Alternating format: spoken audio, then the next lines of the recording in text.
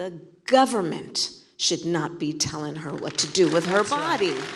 In Pennsylvania on Wednesday to talk abortion rights. Recognize the disparities that have existed. To Georgia to talk economic opportunity for Black Americans. This is about dignity. To Wisconsin to talk supporting workers. Vice President Kamala Harris is darting across the country, playing a high-profile role supporting her boss, President Joe Biden, and their re-election bid. A campaign official tells Spectrum News that so far this year, Harris has made 40 trips to 16 states. She's focused on issues like reproductive rights, the economy, democracy, and gun violence, and has conducted more than 50 interviews with a range of media outlets. Many of her events geared toward Black, Latino, and young voters, key pieces of the Democratic coalition whose enthusiasm for Biden in some cases has softened after helping him win 4 years ago. She's an asset in many cases because she also represents the communities that they're talking about. Democratic strategist Amisha Cross argues Harris has proven herself as a leader separate from her gender or race.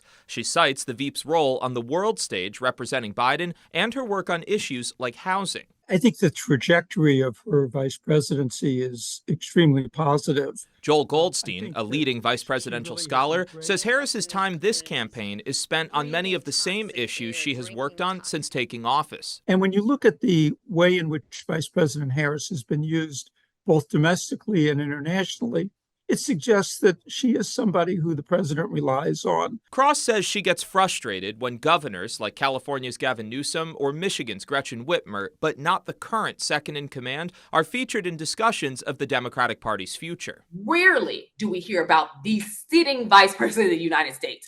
And that would not happen in any other administration. It happens solely in this case because she is a Black woman. One reason Harris has been left out of those conversations is her low approval ratings. Polling former United Nations Ambassador Nikki Haley likely had in mind when she ran for president. Haley spoke often about the possibility of Harris taking over for the 81-year-old Biden if they won a second term. We cannot have Kamala Harris as president. We can't chance this. Former President Donald Trump has made fewer mentions of Harris on the trail recently, but at his rally in Michigan last week, merchandise with sexist language we can't show on TV featured her name.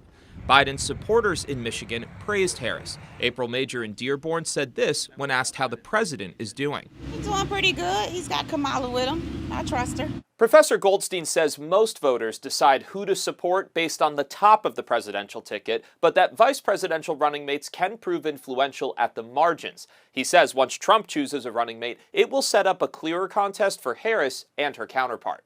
In Washington, Taylor Poplar's Spectrum News. Thanks for watching our YouTube channel. Let Spectrum News be your resource for balanced, in-depth political coverage. And click the subscribe button here. You can also download our app and watch us on TV to learn more about the candidates, where they stand on the issues, and more. We'll see you then.